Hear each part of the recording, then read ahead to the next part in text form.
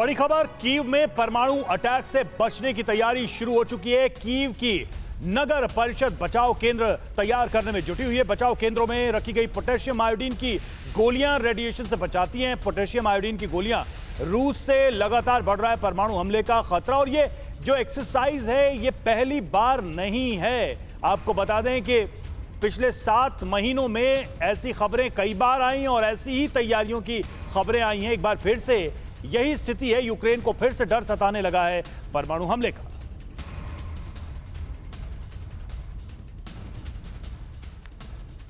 तो हमने आपको दिखाया किस तरीके से तैयारी की जा रही है यूक्रेन में किसी भी तरीके के हमले से बचने के लिए, लेकिन कोशिश सभी की ये है कि न्यूक्लियर वॉर की नौबत ना आए। लेकिन क्योंकि ऐसे हालात इन दोनों देशों के बीच में बने हैं, ऐसे में तैयारियां देखने को मिल रही है। लेकिन आपको ये समझना होगा कि बात शांति की जा रही है, कोशिश की जा रही है कि दोनों देशों में शांति स्थापित हो, क्योंकि देखिए युद्ध किसी भी सवाल का जवाब है नहीं, और उससे होगा तो सिर्फ नुकसान होगा, क्षति होगी। तो ऐसे में समझना आपको होगा। कुछ महत्वपूर्ण जानकारी बिग वॉल के जरिए आपके सामने हम रख रहे हैं। रूस की न्यूक्लियर एक्टिविटी के बाद कीव में अलर्ट जारी कर दिया गया है। कीव में परमाणु हमले से बचने की तैयारी जो है शुरू हो गई है। तस्वीरें भी सामने आ रही हैं।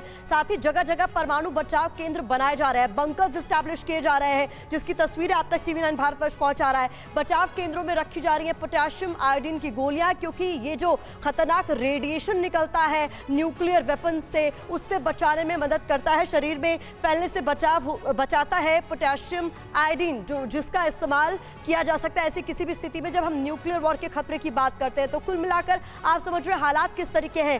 कर्नल यूएस राठौर, आपसे मैं ये समझना चाहूंगी सर, हम बात कर रहे हैं अब तक ये कि मीडिएशन कौन सा देश कर रहा है, हम बात कर रहे हैं कौन सा देश हथियार दे रहा है, लेकिन एंड हम लोग यही चाहते हैं कि युद्ध का एंड हो जाए। कुल मिलाकर पीस की बात करना और पीस स्थापित करना, दोनों में बहुत बड़ा अंतर है। कितना मुश्किल है ये काम?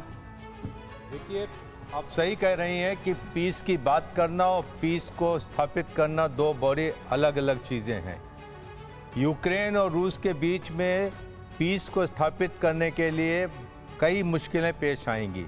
पहली चीज़ ये है कि यूक्रेन क्या सीज़ फायर के लिए राज़ी होगा, जिसका 20% ज़मीनी हिस्सा रूस के कब्ज़े में है और जिसका एनेक्सेशन किया जा चुका है। जब तक सीज़ फायर नहीं होता है, क्या रूस के साथ यूक्रेन पीस टेबल पर बैठेगा? जी। कौन इस चीज़ की गारंटी लेगा? यहाँ पर दुख के साथ कहना पड़ता है कि यूनाइटेड नेशंस, जिसका काम है कि पीस स्थापित करना, वो एक तरीके से निष्क्रिय संस्था हो रखी है। कोई उसको सुनना नहीं चाहता। कई मौकों पर हमने ये देखा है। एयर कॉमोडोर SP सिंह साहब, ये जो कीव में अलर्ट है, धमकी लगातार पुतिन की तरफ से न्यूक्लियर अटैक की दी ही जा रही है, क्या कीव में जो अटैक है, जो प्रिकॉशनरी मेजर्स अपनाए जा रहे हैं, वो इसी अटैक को देखते हुए अपनाया जा रहा है? ज़ेलेंस्की को अब लग रहा है कि अब नहीं बचने वाला है यूक्रेन, न्यूक्लियर अटैक कर रहेंगे पुतिन? देखिए, जब आपके आसपास न्यूक्लियर स्टेट है तो ये प्रिकॉशंस तो लेनी ही पड़ती हैं, चाहे वो न्यूक्लियर अटैक हो या ना हो। लेकिन न्यूक्लियर स्टेट है, वो कभी भी यूज़ हो सकता है, इसके लिए प्रिकॉशन लेना बहुत ज़रूरी है। आप देखिए, हमारे हिंदुस्तान का देखिए, हमारे दोनों तरफ जो न्यूक्लियर नेबर हैं, पाकिस्तान भी न्यूक्लियर है और चाइना भी है, तो हमारे भी देश में सारे प्रोविजन ऑलरेडी हैं। हमने उसको सब स्थापित किया हुआ है कि कभी ऐसी आशंका हो तो इसको यूज तो युद्ध हो रहा है ना सर, वहाँ युद्ध की सिचुएशन। इसलिए आप देखिए, हमारी तरफ पीस में ये हाल है कि सब रखा हुआ है हमने केटर करके। यही चीज़ अब की में जहाँ युद्ध बहुत करीब है, जहाँ सब कुछ हो रहा है, वहाँ नेक्स्ट स्टेप ये हो सकता है। तो इसके लिए प्रिकॉशन लेना तो बहुत जरूरी है सर। वो देश जो नॉन प्रोलिफरेशन की वकालत करते रहे, और उसमें रूस भी शामिल है, कोई अलग नहीं है। यूक्रेन को बुडापेस्ट पे अग्रीमेंट पे साइन कराने वाला रूस ही था, सिक्योरिटी का एश्योरेंस देने वाला रूस है। फिर हम चाहे पेस्कोव की तरफ से हो, पुतिन की तरफ से, परमाणु वॉर की बातें सुन भी कैसे सकते हैं? वो ये सब बोल भी कैसे सकते हैं? उनको क्या नैतिक अधिकार है ये कहने का, जब आप दूसरों को साइन करा लेते हैं पेपर पे ये कहते हुए कि तुम अपने न्यूक समय सौंप दो? देखिए, बिल्कुल आपने ठीक कहा।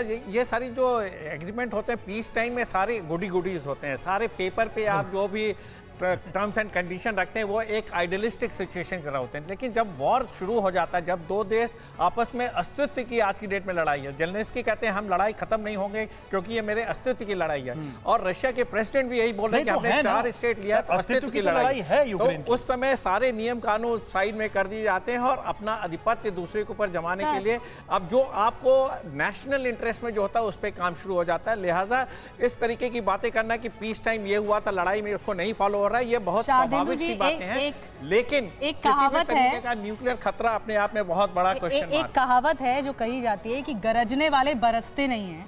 तो क्या आपको लगता है कि जो पुतिन बार बार डराने की कोशिश कर रहे हैं कि परमाणु अटैक कर देंगे, न्यूक्लियर अटैक कर देंगे, उनके बड़े अधिकारी ये कह रहे हैं कि परमाणु बम फेंक देंगे, तो ये सिर्फ एक कोरी धमकियां हैं या वाकई आपको मुमकिन एक शब्द है फीजेबल लगता है कि ये होगा?